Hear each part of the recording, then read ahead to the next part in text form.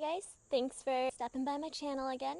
I put up a poll on my Patreon to figure out what sort of tutorial to start with, and I only got one vote, but I need a video, so I'm gonna go with it. It'll be a video on art basics such as shading, perspective, that sort of thing. Loud banging in the background, please ignore. But it'll basically be an art video that can show you how you too can be an artist and tell your friends that you have talent. This amazing mystical thing that doesn't actually exist. But don't tell anybody, okay? That's a secret. We keep it really well by pretending that it's all this mysterious thing called talent instead of years and years of hard labor where we train our muscles to create a line that doesn't waver. Yet very few artists can actually do a straight line or a perfect circle without aids. But we have these cheating aids that I'll show you in another post, I guess, once you got the basics down, because you got to put in the work before we allow you to do the shortcuts, alright? So here's your video, coming on up. See you in a bit. To begin with, just draw a straight horizontal line across your page and make a point anywhere on that line. Take your straight edge and your pencil and do lines in all directions so long as they pass through that point.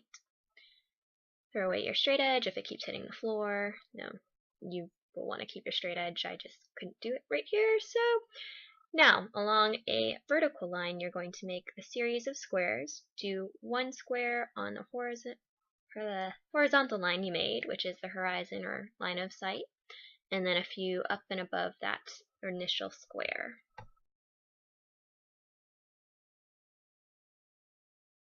Next, you'll want to take your straight edge and make short lines connecting the corners of your squares to the point on your horizon. If any of those lines cut through the squares that you made, don't draw them. They won't be visible as they're inside of your cube. Then you'll just want to finish off the cubes by doing another vertical line along the side and closing up any tops or bottom with a horizontal line. I messed up a bit from the angle and having to juggle the camera, so I actually end up switching perspectives in a bit and outlining the boxes to make them more clear. I'll also dot the horizon so you can keep track of that easier.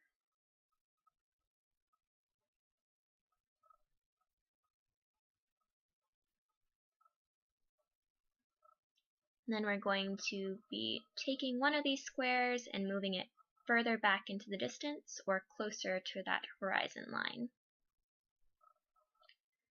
To do that, you'll still want to follow the lines from the corner of your original square towards that point you made, and just follow the same principles that you did for the first square. However, that vertical line that closes it off will get closer together as you go back towards the point, because objects become smaller as they go into the distance. Along with becoming smaller as they go back into the distance towards that point, the boxes, as they either near or grow further away from that horizontal line, will also change the thickness of the space below or above the box. If they're closer to the horizon, they're thinner. If they're farther away from the horizon, they're thicker. Fun fact, turn your paper 90 degrees, do another dotted line straight through that point, and the same principles apply, but now you can also see the difference between a box straight in front of you and if it's slightly towards either side, how that would look.